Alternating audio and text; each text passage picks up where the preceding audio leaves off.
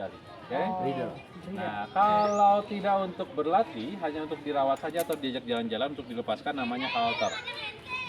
Bedanya bridle dan halter terdapat di sini saja simpelnya. Bridle selalu ada bit yang dimasukkan ke dalam mulut kuda, karena itu untuk mengendalikan kuda. Kalau halter tidak ada bit. Nah, tapi sebagian mazhab, di kuda juga ada mazhabnya nih. Sebagian mazhab ilmu berkuda ada yang tidak menggunakan bit, karena dinilai ini zolim ke kuda katanya. Nah, jadi hanya menggunakan halter saja. Nah, tapi mayoritas untuk sport, untuk olahraga menggunakan bit, karena ini lebih safety untuk mengendalikan kuda. Kuda tidak ada reaksi lagi untuk melawan penunggangnya Dan tidak menyakiti kuda kan? dan tidak menyakiti kuda. Ini nggak nyakitin. Ya, nanti bitnya ini harus disesuaikan dengan Ukuran. ukuran kudanya, besar badannya, berikutnya ukuran mulutnya, berikutnya kenyamanan. Emang enak. Nanti bisa dilihat kalau kuda nyaman dengan bitnya, dia senang mainin bit. Emang maksudnya? Dimainin bitnya, ya digigit-gigit, kadang-kadang diputer-puter. Nah, itu dia senang berarti, dia cocok. Nah, kalau sudah ada cocok dengan bit tersebut, disimpan untuk kuda tersebut. Itu idealnya seperti itu. Idealnya seperti itu. Oke. Nah, dalam Ya, bisa. bridle ini terdapat beberapa macam. Oke. Takut ditendang beneran. Teman-teman, biasanya kalau di kita nanti ada ujian menghafal semua perlengkapan berkuda. Ya. Ini namanya bridle. Bridle. Dalam bridle ini terdapat beberapa bagian. Nanti bagian atas, bagian kepala di atasnya ini namanya headpiece. Headpiece. Di bagian jidat ini namanya broband. Broben. Broband. Ya. Broben. Nah, nanti biasanya ujiannya ini akan dilepas semuanya sampai santri atau peserta bisa matangkan kembali, merakit kembali. Ya. Jadi harus paham nama-namanya. Berikutnya, ini di bagian pipi. Nah, pipi bahasa Indonesia apa? Cheek. Cheek piece namanya. Nah, cheek piece. Ini bagian di atas mulut. Namanya nose band. Nah, kalau kuda yang karakternya gigit harus menggunakan mouth band. Itu untuk safety bagi rider atau bagi orang yang melatih. Nanti mulutnya diikat dari sini, diikat ke sini. Namanya mouth band. Nah, ini yang mengikat di leher atau di area tenggorokan namanya throat place. Throat place. Oke. Nah, berikutnya nanti ada tali. Tali untuk mengendalikan kuda. Namanya tali rein. Rein atau tali tuntun. Nah, ini yang dipegang oleh pelatih adalah tali lonjing. Tali longsor ini alat untuk melatih kuda. Nah, kalau melatih kuda harus menggunakan tali yang panjang. Oke. Nah, ini sederhananya ya, perlengkapan berkuda. Berikutnya, perlengkapan untuk nunggang. Oke. Untuk nunggang, ini ada dua kain. Dua kain yang mendasar yang harus dimiliki oleh seorang pemilik atau rider berkuda. Pertama, ini namanya saddle pad. Saddle pad. Yang besar saddle cloth atau kain sebrak kalau kata orang tradisional. Ya. Saddle pad ini kainnya lebih tebal dan lebih kecil. Bisa menggunakan apa saja yang bisa dimanfaatkan. Ya. Kalau ada misalnya selimut bekas boleh pakai selimut bekas. Handuk bekas boleh, pakai kain keset boleh. Ya. Tapi kalau saddle padnya tidak enak dipandang, tidak eye-catching, menggunakan tadi alat-alat yang bekas, nggak boleh disimpan di atas, tapi simpan di bagian bawah. Okay. Tapi kalau saddle padnya bagus seperti ini, siapkan eye-catching, simpannya di mana? Di atas.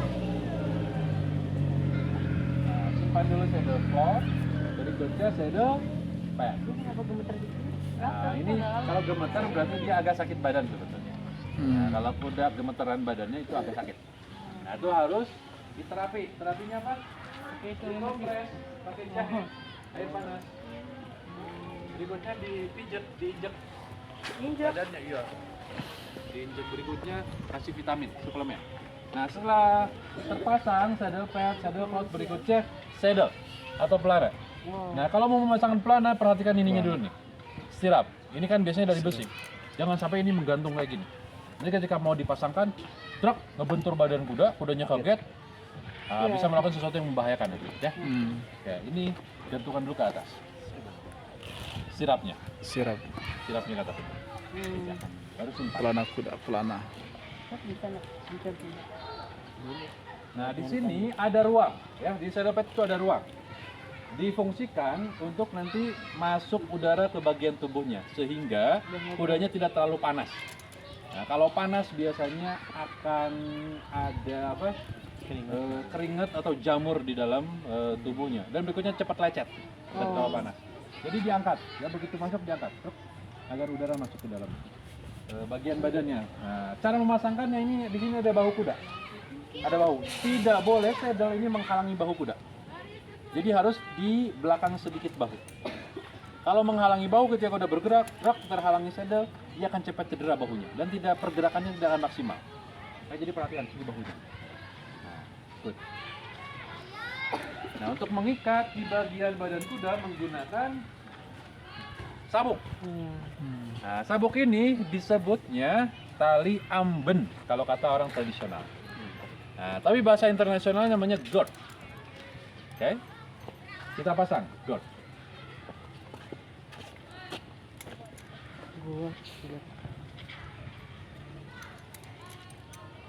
Perawatan hidupnya aja lebih mahal dari aku ya.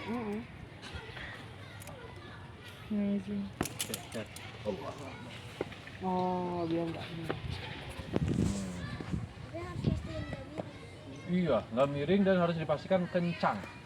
Kalau nggak kencang nanti begitu naik ke atas kuda, kudanya jalan kita miring-miring jatuh ya. Nah, berikutnya nanti kalau nggak kencang, saddlenya bisa bergeser-geser dan itu ngegesek di bagian punggung, kudanya bisa lecet, cedera. Oke, nanti dicek lagi kencang nggak? Kencengin. Nanti biasanya 30 menit latihan, badan kuda akan mengkerut lagi. Ambennya harus dikencengin. Oke, begitu ya. Jadi selalu dicek. Nanti kalau sudah longgar, kencengin lagi, bisa dari atas kuda. Oke, nah berikutnya turun ke bawah talinya, stirapnya. Nanti dicek. Pengecekan sirap mudahnya biasanya biasanya sesuai dengan panjang tangan rider ya. Kaki itu sesuai dengan panjang tangan rider ya. Nih, dari ujung tangan sampai ketek ya. Oke, di sini nih. Ininya tapi talinya ya. Talinya sampai ketek ya, bukan ujung apanya ini? Ujung besinya atau ujung sirapnya, tapi tali ini. Nah, nanti kalau untuk jumping, dikepalkan tangannya. Jadi harus lebih pendek untuk jumping. Untuk dressage lebih panjang. Gitu ya. Jadi tinggal ngukurnya seperti itu. Tapi kembali lebih bagusnya sih nanti di atas kuda dirasa-rasakan lagi. Ini kaki kita udah enak atau belum, udah nyaman atau belum. Ya, sebelum nanti kudanya bergerak. Oke, teman-teman, kalau kudanya sudah terpasang seperti ini. Nah, baru berikutnya kita latih ya. Kalau kuda sudah terlatih, biasanya kita lunging atau longser namanya ya.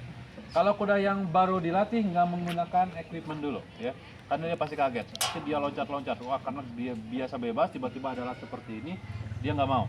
Jadi kita latih dulu dia lari tanpa saddle, oke? Nanti kalau sudah mulai terlatih, pasang saddle.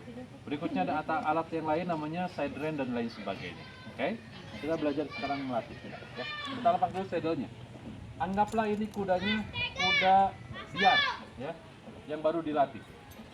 Jadi masih